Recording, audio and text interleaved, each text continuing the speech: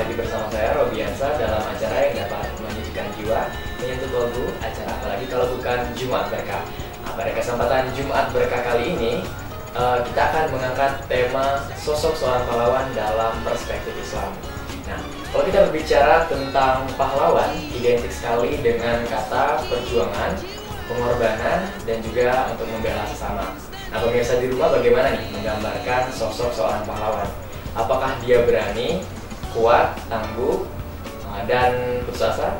Nah, penasaran kan? Nah, di studio sudah hadir bersama kita Ustadz Dr. Andes M. Amin Syihabuddin M.Hum yang akan bersama kita membahas dan juga menggali lebih jauh bagaimana sosok pahlawan dalam perspektif Islam. Nah, perlu pemirsa juga ketahui bahwasanya Ustadz Dr. Andes M. Amin Syihabuddin M.Hum ini merupakan salah satu dosen di Fakultas Dakwah dan Komunikasi dan juga sekaligus menjabat sebagai Wakil Dekan 3 Fakultas Dakwah dan Komunikasi Universitas Islam Negeri dari Palembang. Selamat pagi Ustaz. Assalamualaikum warahmatullahi wabarakatuh. Gimana nih Ustaz kabarnya Ustaz? Sehat. Ustaz, terkait dengan tema kita hari ini Ustaz, tentang sosok seorang pahlawan dalam perspektif Ustaz. Nah, apakah Islam punya definisi sendiri Ustaz tentang sosok seorang pahlawan Ustaz? Kalau kita kembalikan ke istilah Islam, Islam tidak kenal dengan pahlawan. Pahlawan itu bahasa Indonesia dari kata pahala, bagi orang yang senang untuk mencari pahala. Pahala ini tentu saja sudah dijanjikan oleh Al-Quran, orang yang berjalan dalam jihad fisabilillah, berjuang di jalan Allah berarti mencari keridhaan Allah Subhanahu wa Ta'ala. Selanjutnya, kalau kita telusuri agama, maka paling tidak dikenal dengan syuhada atau syahid. Syahid ini sebenarnya menerjemahkan dua kalimat syahadat, asyhadu an la ilaha illallah wa asyhadu anna Muhammadar Rasulullah. Aktor utama pahlawan adalah Muhammad sallallahu alaihi wasallam, sekaligus beliau sebagai panglima. Tentu saja untuk mengkelompokkan apakah dia pahlawan Islam, kita lihat dasar basis daripada pahlawan itu yaitu pengabdian wa'budullah wajtanibut taghut, hanya menyembah Allah semata dan tidak menyembah yang namanya taghut. Taghut bisa memandang kepada makna kezaliman. Taghut bisa berarti sesembahan selain Allah, berhala dalam konteks lama. Bahkan dalam Al-Quran, misalnya surah Al-Jasiyah, persoalan pahlawan juga rentan terpengaruh oleh kepentingan nafsu. Misalnya Al-Quran menanyakan, "Afara'aita man ittakhadha ilahahu hawahu?" Pernahkah kamu melihat orang yang mengambil ilahun, Tuhannya, sebagai sesembahan daripada kepentingan dirinya? Memang berperang ingin mempertahankan prinsip akidah dalam Islam. Makanya pahlawan dalam Islam berbeda dengan pahlawan yang dikenal dengan membela tanah air, membela keadilan, karena prinsip pekerjaan, prinsip tugas daripada pahlawan dalam Islam didasari dengan kalimat tauhid, la ilaha illallah. Oleh sebab itu, la ilaha illallah ini juga rentan. Misal, dalam pengalaman perjuangan Rasulullah, bahkan dengan iman yang istiqamah nanti turun para malaikat, diabadikan oleh Al-Quran surat Fussilat ayat 30. Dinyatakan innalladzina qalu rabbunallah summa istaqamu fala khaufun 'alaihim wa lahum yahzanun. Sesungguhnya orang yang berkata Rabb kami adalah Allah, dan mereka memiliki karakter tabiat, tidak takut dan tidak gentar serta tidak berduka cita. Nah, ini pahlawan dalam konteks membela kalimat tauhid. Sedangkan pahlawan dalam konteks umum semuanya adalah pahlawan, orang yang senang mencari pahala. Bahkan di Indonesia dikenal dengan pahlawan tanpa jasa atau tanpa tanda jasa, misalnya Pak Guru, Ibu Guru, Pak Dosen, Ibu Dosen. Pokoknya pengabdian itu berdasarkan keridhaan Allah, titik. Maksudnya dia hanya mencari keikhlasan. Maka inti ibadah adalah ikhlas. Wa ma umiru illa liya'budullah mukhlishina lahuddin. Itulah sebabnya pahlawan dalam Al-Quran tentu mengandung nilai-nilai sakral, nilai-nilai suci. Maka cara mengurusnya saja, kalau dia menjadi syahid, menjadi pahlawan dalam peperangan Islam, Dalam arti kain kafannya itu, dalam arti kain kafan yang dibawa waktu perang. Karena sebagai saksi di hadapan Allah Subhanahu wa Ta'ala. Kalau kita membicarakan tentang saksi, maka Al-Quran menyatakan idealnya, sayogianya, semestinya umat Muhammad itu menjadi syuhada ala nas wa yakuna rasulu alaikum syahida. Anda warga Muhammad hendaklah menjadi saksi keunggulan Islam. Di mana keunggulan Islam? Maka dapat kita lihat dari program utama Nabi Muhammad, yaitu membangun karakter, membangun tabiat atau akhlakul kalimah. Jadi kita bersyukur Indonesia sudah banyak pahlawan, bahkan tanah jasa, di mana mereka berjuang memang betul-betul ikhlas. Bahkan keikhlasan mereka sesuai dengan janji Allah. Misalnya Al-Quran surat Al-Baqarah menyatakan, wala taqulu liman yuqtalu fi sabilillahi bi amwat bal ahya'un 'inda rabbihim yurzaqun. Jangan kamu sangka orang yang mati di jalan Allah secara umum, tapi secara Islam mempertahankan akidah dan syariat. Maka perang dalam Islam tidak ada yang bersifat ofensif, tapi bersifat defensif. Namun secara umum rohnya, jiwanya adalah orang tersebut jangan kamu sangka mati. Bahkan mereka mendapat semacam reward yang dikenal dengan nikmat kubur. Bahkan keluarga juga mendapat reward. Kalau kita lihat pahlawan tanpa tanda jasa, pahlawan tak dikenal. Kadang-kadang mereka itu berjuang dalam arti memang dia sudah wafat, tetapi anak keluarganya menerima, namanya pensiun veteran atau legiun veteran. Mungkin itu yang dimaksud dengan pahlawan secara umum. Tapi intinya adalah orang yang berjuang untuk membebaskan diri dari kezoliman, keanarkian, bahkan juga kebrutalan atau penjajah. Itu bisa imperialisme dan kolonialisme, menjajah, merampas, mengambil sesuatu hak daripada suatu negara yang dijajah. Oke, Ustaz. Tadi sudah dibahas ya bagaimana ternyata pahlawan dalam Islam ternyata berbeda seperti itu dengan pahlawan yang selama ini kita kita ketahui spesifik pahlawan yang dimaksud dengan orang yang mendapatkan penghargaan dari Allah. Tapi semuanya mendapat penghargaan. Bahkan dalam Al-Quran itu, "Faman ya'mal mithqala dzarratin khairan yarah, faman ya'mal mithqala dzarratin syarran yarah." Biarpun sekecil apapun upaya kamu, jasa kamu, pengabdian kamu akan dilihat hanya. Karena dia adalah sistem pembayaran atau reward daripada pahala itu sendiri. Tapi khusus istilahnya al-butulah, dalam arti pahlawan perjuangan, pahlawan mati syahid. Nah, ini penjelasannya itu lah tadi. Ustaz, mungkin ganjaran untuk orang yang pahlawan, dikatakan pahlawan dalam perspektif Islam itu apa saja Ustaz? Ya, kalau kita lanjutkan Al-Quran surah Fussilat ayat 30 yang menyatakan bahwa innal ladzina qalu rabbunallah summa istaqamu tatanazzalu alaihimul malaikah.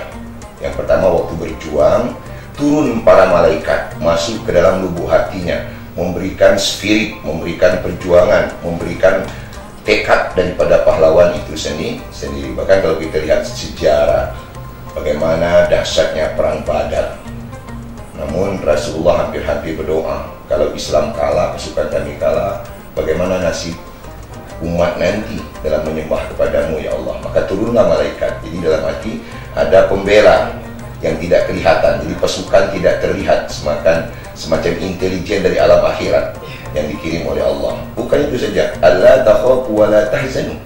Mereka juga tidak merasa takut dan tidak merasa berduka cita, muncul semangat membaca. Bahkan kalau kita lihat misalnya perjuangan para pasukan-pasukan Islam untuk mengusir kaum penjajah, biasanya mereka dengan modal Bismillahirrahmanirrahim mengerjakan sesuatu yang menampakkan dalam arti hidup mulia, mati syahid. Kan secara teknologi, secara ilmu pastilah kalah kan? Yang namanya giren, yang namanya mortir akan ditandingkan dengan bambu runcing atau golok. Tapi dengan modal Bismillahirrahmanirrahim, mereka betul-betul tampaknya menunjukkan etikat karena dorongan daripada paling tidak spirit yang dikenal dengan oleh para malaikat. Selanjutnya Al-Quran juga menyatakan wa absyiru bil jannah. Beri kabar gembira wahai Muhammad, bacakan Al-Quran ini. Mereka sudah mendapatkan janji yaitu surga. In kuntum tu'adun, jika kamu adalah orang yang percaya kepada janji Allah Subhanahu wa ta'ala. Pastilah kita percaya dengan janji Allah. Mahasiswa percaya dengan janji dosen. Kenapa artinya? Ini janji Allah yang memiliki mahyaya wa mamati, Anda dimiliki oleh Allah. Jadi sudah sangat tidak logis kalau orang tidak percaya dengan janji Allah. Namun kita ini kadang-kadang bersifat tergopoh-gopoh, mau sekarang pahalanya. Baik, pemirsa, masih penasaran kan bagaimana lanjutan dari pembahasan kita pada hari ini? Kami akan kembali setelah break sejenak.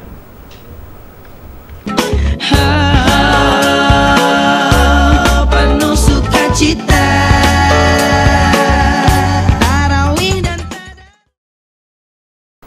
Masih di Jumat Berkah bersama narasumber kita Bapak Ustadz Dr. Andes M. Amin Syihabuddin M.Hum.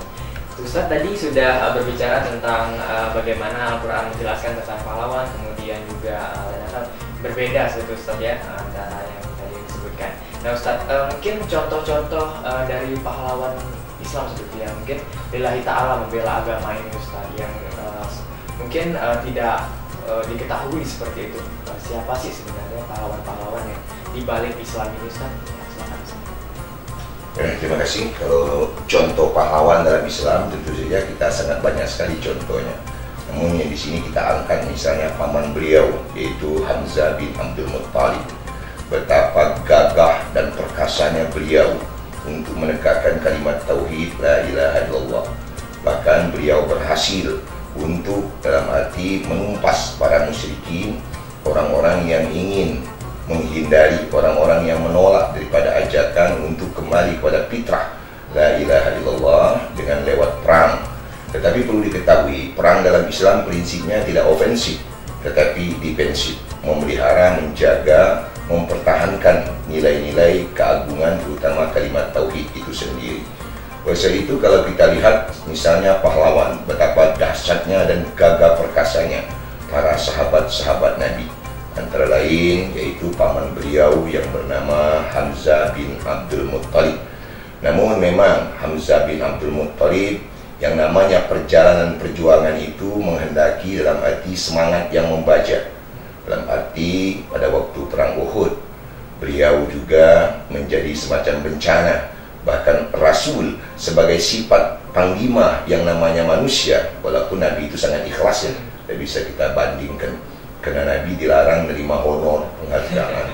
Nabi tidak kenal dengan yang namanya menerima zakat. Bahkan Nabi mengharamkan dirinya menerima zakat kalau soal ikhlas.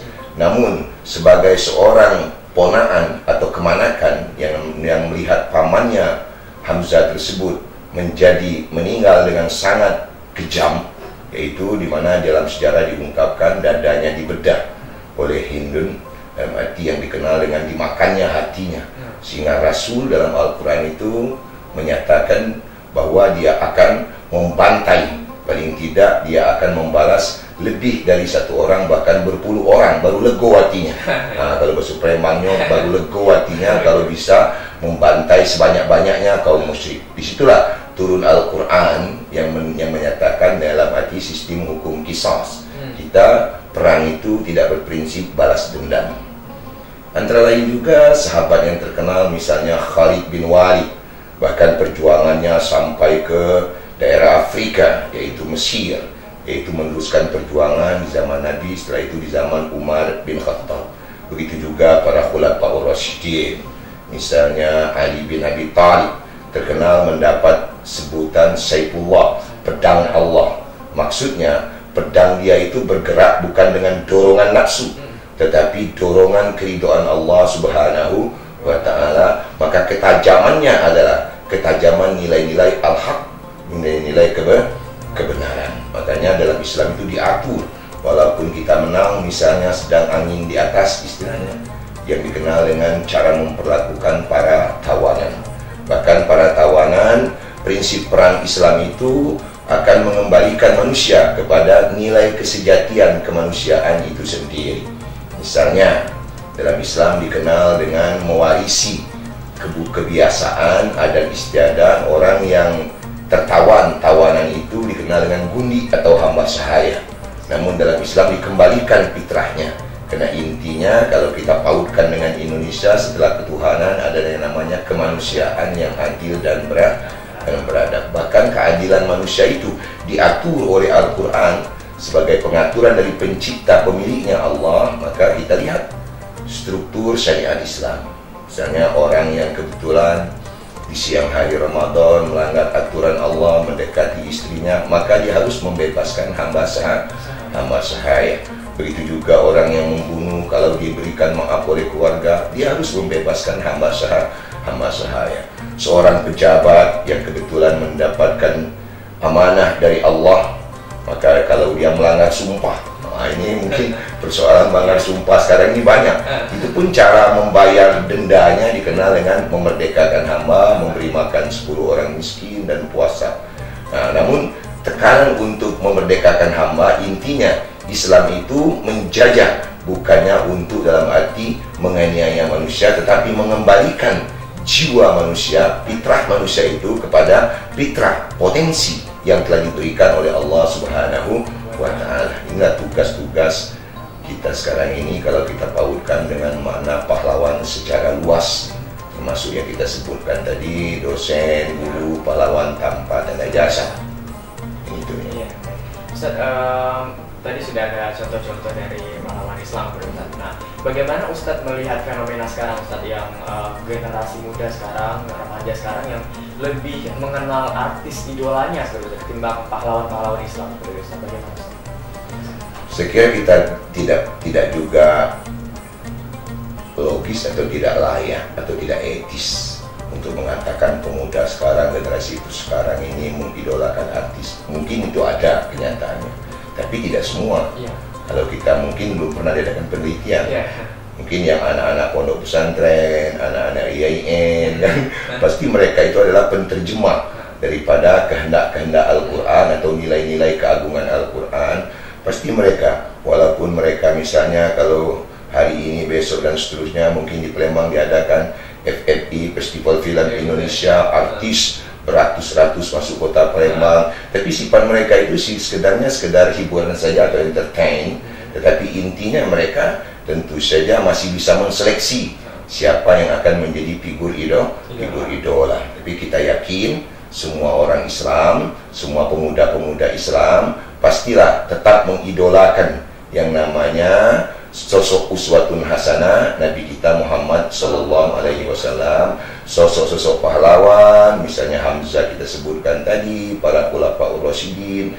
Bahkan kalau kita lihat, tampaknya sekarang ini sudah jenuh anak-anak muda itu untuk mengikuti dorongan kepentingan yang bersifat kontemporer, yang bersifat sementara. Bahkan mereka lebih senang, bahkan kita lihat memang masih bersifat insidentil. Kalau hari bulan-bulan Ramadan, puluhan pertama puasa itu ramai masjid oleh anak muda, berarti masih dia itu cinta dengan yang namanya masjid. Bahkan dapat kita kadang-kadang temukan saking cinta kepada masjid, menemukan cinta, mendapat jodoh di masjid. Jadi sebenarnya tidak bisa juga kita pukul rata. Namun ada, mungkin karena mereka itu lupa saja atau yang namanya gejolak muda, tetapi gejolak mudanya tidak dibaluti oleh dengan nilai-nilai agama. Misalnya mereka lebih senang hura-hura, berpoya-poya, sehingga pesan-pesan puasa itu hilang. Padahal kan Nabi itu mengatakan kalau kamu remaja begitu dahsyatnya kepentingan terhadap pasangan, terhadap cewek dan sebagainya itu, maka jalan keluarnya adalah melaksanakan puasa. Mereka itu galak puasa, mungkin belum tahan baik. Iya, Ustaz. Nah, kalau untuk generasi muda sekarang, Ustaz, untuk generasi remaja sekarang, Ustaz, nah apakah bisa sebetulnya masih untuk bagaimana sih cara-cara kiat-kiat untuk menjadi pahlawan mungkin adakah untuk sekarang, Ustaz? Ya, kalau kita mau kembali kepada rujukan semula Fussilat ayat 30 atau Al-Ahqaf 13-14 yang kita sebutkan tadi, tentu saja jalan keluarnya adalah kembali kepada fitrah semula, yaitu fitrah ad-din, fitrah agama, dalam arti memberikan sorotan nur, cahaya kepada hati para generasi muda atau remaja-remaji tersebut. Bahkan kita dorong mereka untuk mendekatkan diri kepada Allah, baik itu melalui ajaran agama, bahkan rumah Allah. Misalnya menutup tahun ini ada diadakan gebiar iktikaf remaja masjid kan. Nah, kadang-kadang memang sering kita temukan banyak juga di antara remaja itu yang lebih condong kepada yang namanya nilai-nilai agama. Baik pemirsa, masih kita akan break sejenak setelah pesan-pesan berikut.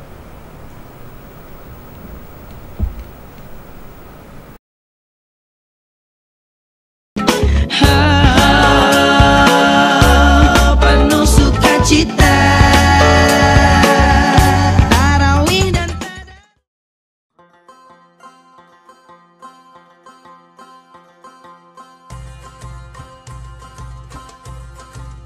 Anda masih di Jumat Berkah yang membahas tentang perspektif pahlawan dalam perspektif Islam dengan narasumber Ustadz Dr. Andes Amin Syahabuddin MHum. Baik Ustadz, tadi sudah berbicara tentang contoh dan fenomena sekarang Ustadz. Nah Ustadz, mungkin terakhir Ustadz ini harapan Ustadz bagaimana generasi muda sekarang Ustadz untuk bagaimana kita cara untuk menggapai ataupun caranya untuk menjadi seorang pahlawan atau mendekatilah seperti itu minimal Ustaz.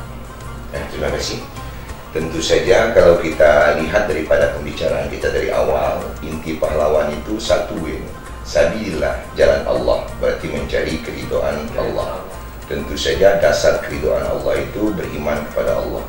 Untuk itu tak ada pilihan lain kepada siapa saja, terutama para remaja-remaji, pemuda-pemudi, maka mendasarkan segala perjuangannya kepada dasar keimanan itu sendiri.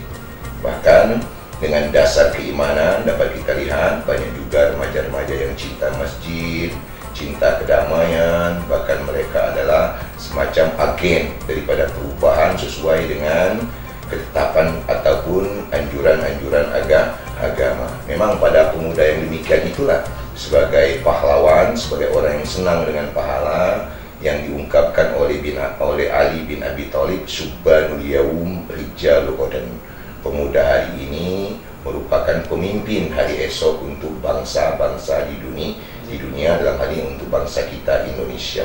Kita tetap optimis, kita tidak boleh pesimis walaupun sudah banyak remaja-remaja yang terkontaminasi oleh budaya-budaya asing ataupun adat istiadat jahiliyah modern yang dikenal dengan sebutan dalam agama kita, yaitu orang yang hidup di dunia modern tapi perilaku akhlaknya adalah akhlak jahiliyah, kumpul kebo dan sebagainya, bahkan sangat rentan. Nah tentu saja semuanya itu kita kembalikan kepada pemuda. Modal dasar adalah iman kepada Allah, menyembah hanya kepada Allah, ubudullah wajtanibut taghut, menjauhkan sembahan-sembahan. Istilah anak muda itu seenaknya dewek, tetapi tentu saja diharapkan menyembah sesuai dengan hati nurani yang dimiliki oleh para anak-anak muda itu sendiri. Saya kira ini yang harapan kita terhadap para pemuda. Apalagi kalau kita pautkan semua lembaga pendidikan kita sekarang ini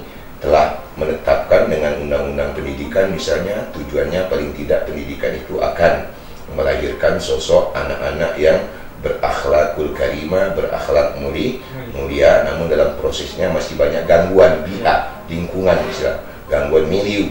Memang akhlak itu dipengaruhi oleh milieu.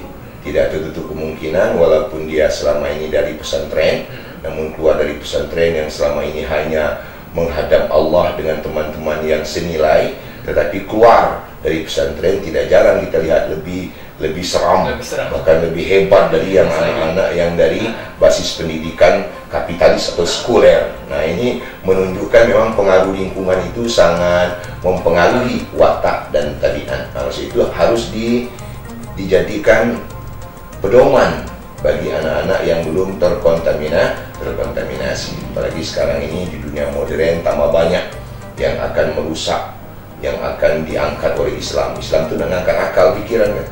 Banyak anak-anak muda tidak logis, bahkan terjerembab kepada narkoba dan sebagainya, sehingga hilanglah harapan masa depan. Saya kira itu untuk harapan kita kepada anak-anak muda. Ya, baik. Ya, pemirsa, tadi sudah bersama-sama Ustaz Dr. Andes Amin Syahbudin membahas tentang sosok seorang pahlawan dalam perspektif Islam. Jadi pahlawan dalam perspektif Islam ternyata tidak sama seperti ataupun tidak terlalu jauh seperti itu. Tapi inti dari pahlawan itu adalah berjihad ataupun fisabilillah seperti itu, lillahi ta'ala seperti itu. Jadi dan juga untuk generasi muda sekarang tetap istiqomah, tetap positif thinking ya, tetap tetap optimis untuk tetap dekat kepada Allah. Ya, sebelumnya terima kasih Ustaz atas waktunya Ustaz telah hadir bersama kami di Jumat Berkah. Ya, terima kasih. Mudah-mudahan Fakultas Dakwah dengan studium ini setiap Jumat akan mendapatkan berkah. Amin. Memang berkah itu akan diturunkan oleh Allah kepada orang beriman dan bertakwa. Itu adalah anak-anak dakwah ini orang beriman bertakwa. Ya, amin. Sekiranya ini saja. Mohon maaf atas segala kekhilafan dan kekurangan. Billahi taufiq wal hidayah. Wassalamualaikum warahmatullahi wabarakatuh.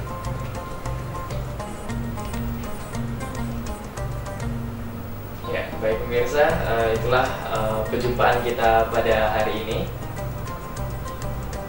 Dan saya Robiansa dan kru yang bertugas mohon undur diri. Saya ucapkan terima kasih dan Assalamualaikum warahmatullahi wabarakatuh.